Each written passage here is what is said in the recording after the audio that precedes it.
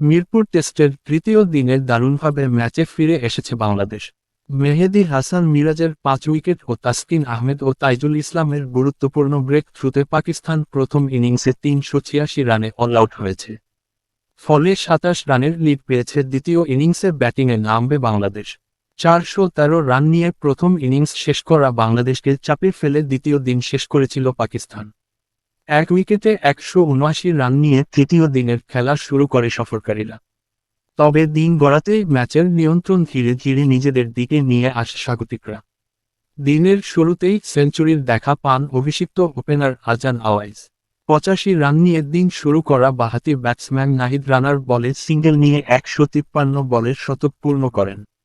অভিষেক ইনিংসে তার সেঞ্চুরিতে ছিল ১৪টি চার। একই সঙ্গে পাকিস্তানের দলীয় রানও পৌঁছে যায় ২০০-তে। তবে বেশিক্ষণ টিকতে পারেননি আওয়াইস।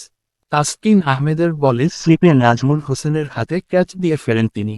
১৬৫ বলে ১০৩ রান করা আওয়াইসের বিদায় ভাঙে তার ও আবদুল্লাহ ফজলের ১০৪ রানের জুটি। এরপর দ্রুতই আরও চাপে পড়ে পাকিস্তান। তাসকিনের দারুণ বোলিংয়ে ৯ রান করে ফেরেন অধিনায়ক শান মাসুদ। এরপর মিরাজের ঘূর্ণিতে একের পর এক উইকেট হারাতে থাকে সফরকারীরা। প্রথমে এলবিডব্লিউ হয়ে ফেরেন সৌদ শাকিল। এরপর ১২০ বলে ৬০ রান করা আবদুল্লাহ ফজল মিড অনে ক্যাচ দেন। দুই অভিষিক্ত ব্যাটসম্যানই ৫০ পেয়েছিলেন, তবে তাদের বিদায়ের পর ইনিংসের গতি হারায় পাকিস্তান। এক পর্যায়ে মোহাম্মদ রিজওয়ান ও সালমান আগা মিলে প্রতিরোধ গড়েন। ষষ্ঠ উইকেট জুটিতে তারা ১৭ রান যোগ করে পাকিস্তানকে ৩০০ রানের কাছাকাছি নিয়ে যান। রিজওয়ান করেন ৫৯ রান, সালমান আগা করেন ৫৮।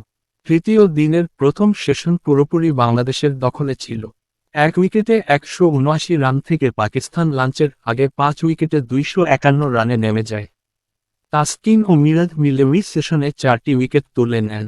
দ্বিতীয় সেশনে অবশ্য কিছুটা বাধা হয়ে দাঁড়ায় বৃষ্টি।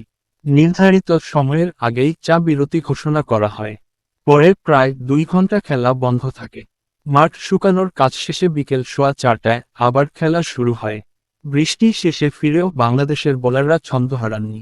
তাইজুল ইসলামের বলে আউট হন রিজওয়ান। এরপর নাহিদ রানার গতির কাছে হার মানেন সালমান আগা। শেষদিকে মিরাজ নিজের অফ স্পিনে নোমান আলী ও শাহিন শাহ আফ্রিদিকে ফিরিয়ে পূর্ণ করেন ৫ উইকেট।